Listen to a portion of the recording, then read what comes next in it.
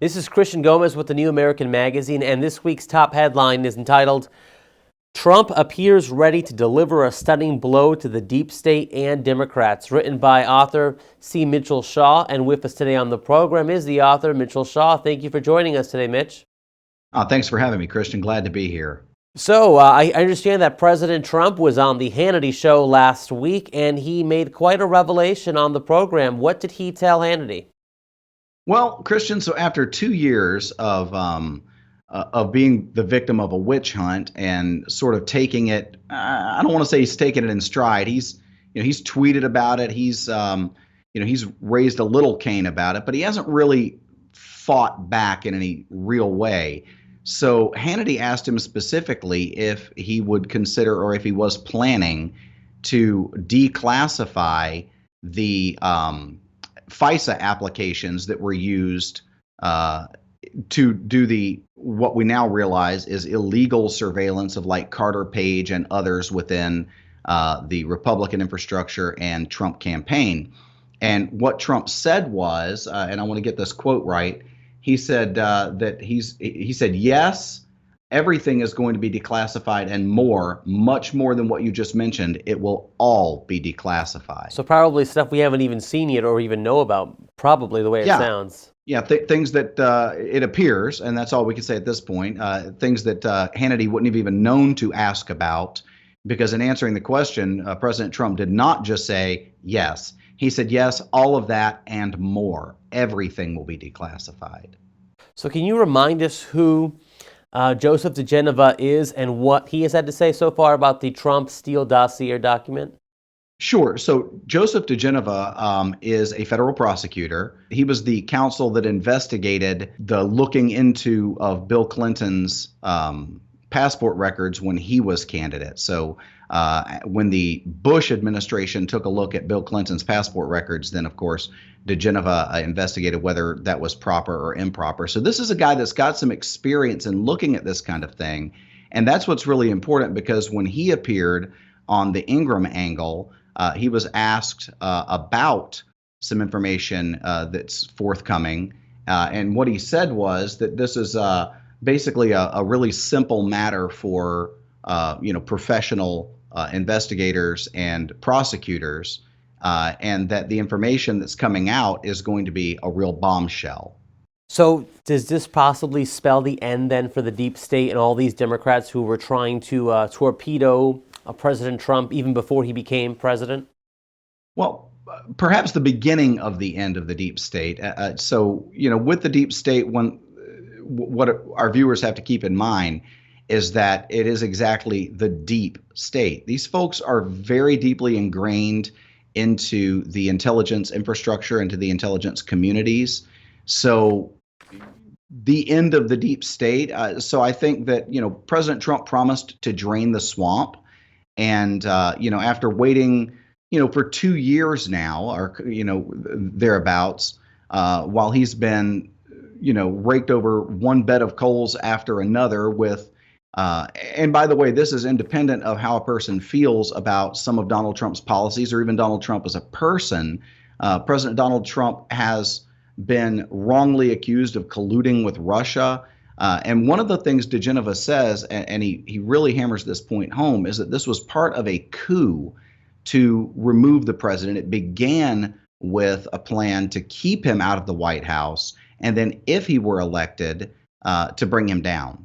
And that the fake Steele dossier claiming all sorts of salacious things that placed Trump under the control of the Kremlin, which is now, of course, almost universally discredited. No one is taken seriously if they quote the Steele dossier. It's complete hogwash. Yeah, it's and in fact, it's interesting because even John Brennan, who at the time was the director of the CIA, and Bob Woodward, of course, insisted or quotes passages in his book Fear, saying that it was John Brennan that insisted that the dossier be included in the intelligence report on alleged Russian meddling and collusion. So, and let's not forget, Woodward is not a Trump fan either. Oh no, this is famous Bob Woodward. Nobody can accuse him of being a trumpeter or a Republican apologist. This is the Bob Woodward who, as an investigative journalist, helped break the story on Watergate. So this is not just it's a concession, I think, in some degree, and a measure of his journalistic integrity to point out that the Steele dossier is garbage and should not have been included in the intelligence report, and that even though many in the intelligence community knew that, John Brennan insisted that it be in the report. So speaking about Bob Woodward and how he sort of broke the story on the Watergate scandal, which eventually brought down Republican President Richard Nixon, would you say, Mitch, that this is bigger than the Watergate scandal, the Spygate that we now are witnessing before us?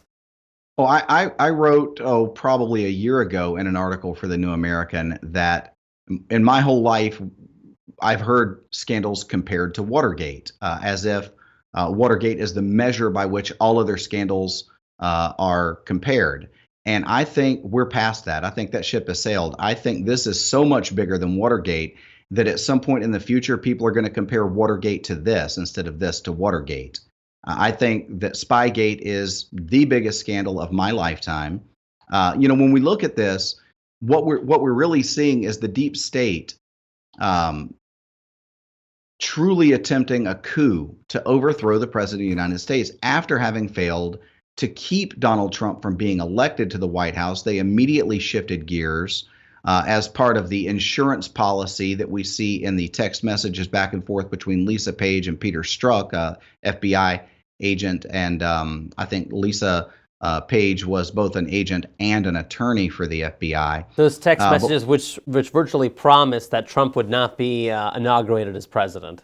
Would not be elected, and that if he were elected, we have a, quote, insurance policy in place, end quote. So, when you look at this idea of an insurance policy, and then literally on the heels of his election is all of this garbage about collusion and, this fake dossier, corroborating the collusion narrative, which was invented by Hillary Clinton and her cronies. And in fact, it's funny because diGenova diGenova sort of points that out when he says that that there was a, how does he phrase it? He said, this is pretty simple stuff for career prosecutors like Rudy and myself, talking about Rudy Giuliani, who was also on the show with him. He said, it has been evident since day one that there's been a brazen plot to exonerate Hillary Clinton illegally, and that if she lost the election, to frame Donald Trump. And then he goes on to say that the Steele report was part of that plot, saying it was created by Hillary Clinton and knowingly created by John Brennan as part of a scheme to do everything they could to harm Donald Trump. So, when we really drill down into this, what we have is just example after example after example of the deep state and their political allies. And it's hard to know which one's the chicken and which one's the egg in a relationship that incestuous. But, we just see example after example of them coming after Trump with things that make no sense. And, Trump sat on this for 2 years and sort of, led with his chin, so to speak. And now with the promise to declassify everything related to this, he's ready to strike back. Now, when President Harry Truman was in the White House, he was known to have the sort of plaque on his desk that read, the buck stops here. So how high, or how deep, rather, would you say that this conspiracy against then-candidate Trump goes to? What can we expect to see once these documents are declassified? Okay, so that's another of the things diGenova sort of got into. He talks about the part that former Director of National Intelligence James Clapper, you remember the guy who famously lied under oath on camera to Congress when he said that the NSA does not collect data on millions of Americans.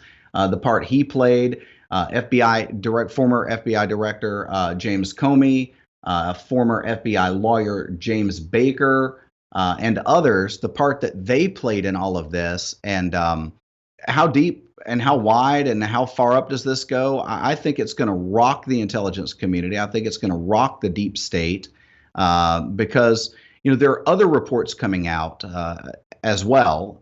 So we've got the indictments, upcoming indictments that diGenova says are coming as a result of this. And then, of course, you've got House Intelligence Committee ranking member Devin Nunes, who also intimated a couple of weeks ago that that he had a report that was sent over to the AG's office, to the Attorney General's office, recommending, with referrals for indictment, criminal indictment against a whole litany of people, and he wouldn't name any of them. He sort of hinted that it's some well-known names, and that I forget how many, but it was a dozen or more people listed with criminal referrals. So, it looks a lot like the deep state, the Brennans and the Comeys.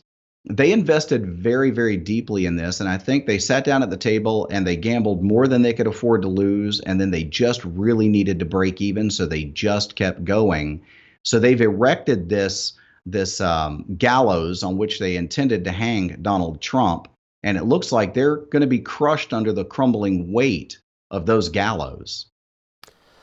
Yes, it does seem that way. So as you've said earlier, hopefully President Trump will follow through on declassifying these documents. Well, by the way, this is all the time we have on the program. So thank you, Mitch, for joining us on the program today. And also out there, if you're watching, be sure to like and subscribe to the New American YouTube channel, like this video, and also follow us on Facebook and on Twitter. Thank you for joining us again, Mitch. Thank you.